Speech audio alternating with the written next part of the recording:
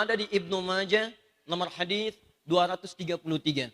Riwayatnya dari sahabat Abu Darda radhiyallahu taala anhu. Perhatikan kalimatnya, man salaka tariqa yaltamisu fihi ilma sahhalallahu lahu tariqan ilal jannah. Siapapun yang mampu meluangkan waktunya, dia bersungguh-sungguh datang ke tempat majlis ilmu untuk belajar. Walaupun, maaf, dia menempuh jalan walaupun jalannya sulit. Jalannya berliku, tidak mudah dia lalui. Walaupun belajar cuma satu ayat, satu hadis, tapi dia mau datang untuk menghadirkannya, maka lihat kalimatnya. Sahhalallahu lahu tariqan ilal jannah. Semua perjuangannya itu akan diganti oleh Allah setiap langkahnya dengan memudahkan ia ke surga.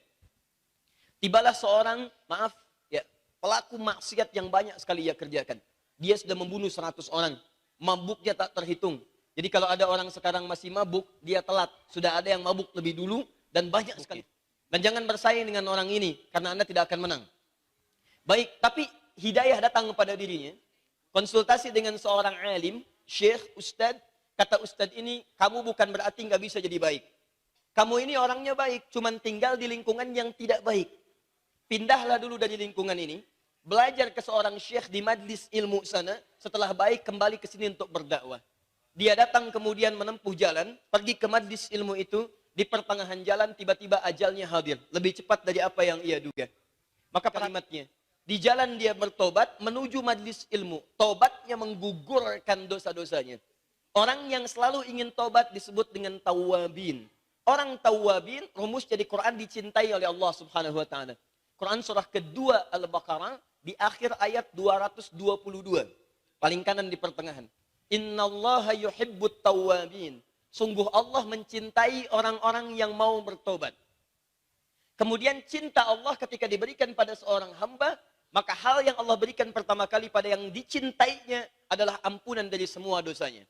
Rumusnya ada di Quran surah ketiga Ali Imran ayat 31. Paling kiri sebelah atas.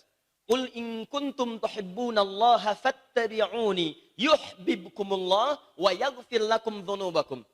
Katakan Muhammad pada orang-orang yang serius mencintai aku. Ikuti tuntunanku, tuntunan Nabi, maka aku akan mencintaimu. Sekarang perhatikan persamaannya. Kalau aku mencintai seorang hamba, kata Allah, yuhibbukumullah wa yaghfir lakum dzunubakum.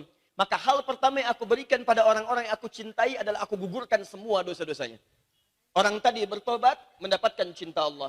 Orang tadi dapat cinta Allah, digugurkan semua dosa-dosanya.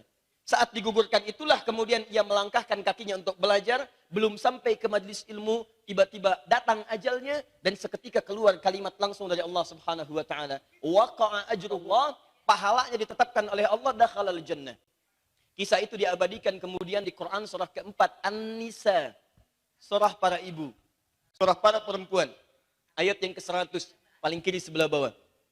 Wa may yakhruj min baitihi muhajiran ila Allah wa rasuli. Awal ayatnya wa may yuhajir fi sabilillah yajid fil ardi muraghaman katsiran wa was'a. Wa may yakhruj min baitihi muhajiran ila Allah wa rasuli thumma yudrikul maut faqad waqa'a ajruhu 'ala Allah. Masyaallah. Siapa yang mau berubah lebih baik lagi, dia mau berhijrah. Yang tadinya belum pakai hijab, dia mau pakai hijab. Yang tadinya kata-katanya kasar, dia mau lembut. Yang tadinya jarang ngaji, sekarang mau ngaji. Kata Allah, kalau dalam proses dia berubah itu, walaupun belum sempurna seperti orang kebanyakan menilainya, dan dia mau berubah, kemudian tiba-tiba wafat, maka Masya Allah, kata Allah, saya terima semua perubahannya, saya berikan pahalanya, dan saya jamin surganya.